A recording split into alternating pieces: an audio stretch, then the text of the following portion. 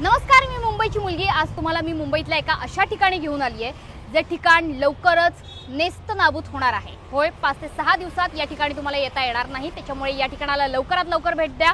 हे ठिकाण आहे परळमधला हा आहे एल्फिन्स्टन ब्रिज, जो 125 वर्ष जुना आहे आणि लवकरच हा ब्रिज पाडला जाणार आहे। पुढच्या 5 ते 6 दिवसात या ब्रिजवरची वाहतूक पूर्णतः बंद केली जाईल, त्यामुळे अर्थातच भली मोठी वाहतूक कोंडी होणार आहे, भली मोठी पूल कोंडी होणार आहे, ज्याचा मुंबईकरांना सामना करावा लागेल।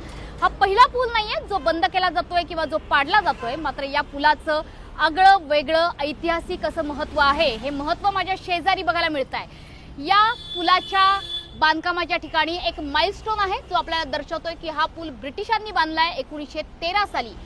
या दगडावरती कॉन्ट्रॅक्टरचं नाव सुद्धा लिहिलेलं आहे, बोमांजी रुस्तमजी। या कॉन्ट्रॅक्टरने 1913 साली हा पूल बांधला आणि गॅरंटी घेतली की हा पूल जास्तीत जास्त वर्ष टिकेल, आणि अर्थातच त्यांनी दिलेल्या शब्दाला ते जागले। तब्बल 125 वर्ष हा पूल उभा आहे, हजारोंची शेकडोंची वाहतूक या पुलावरनं होते।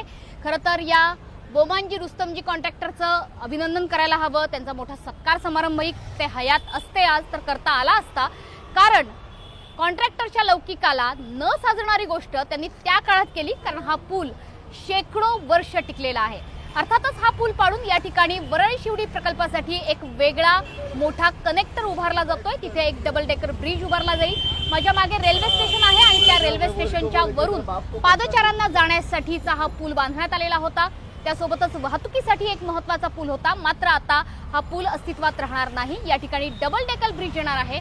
लवकरच हा पूल वाहतुकीसाठी बंद करण्यात येईल। मुंबई ट्रॅफिक पोलिसांनी सांगितलंय की जर काही हरकती सूचना असतील तर त्या लवकरात लवकर मुंबई ट्रॅफिक पोलिसांना कळवा। करी रोड आणि टिळक ब्रिज हे 2 ब्रिज आता उपलब्ध असणार आहेत पर्यायी वाहतुकीसाठी।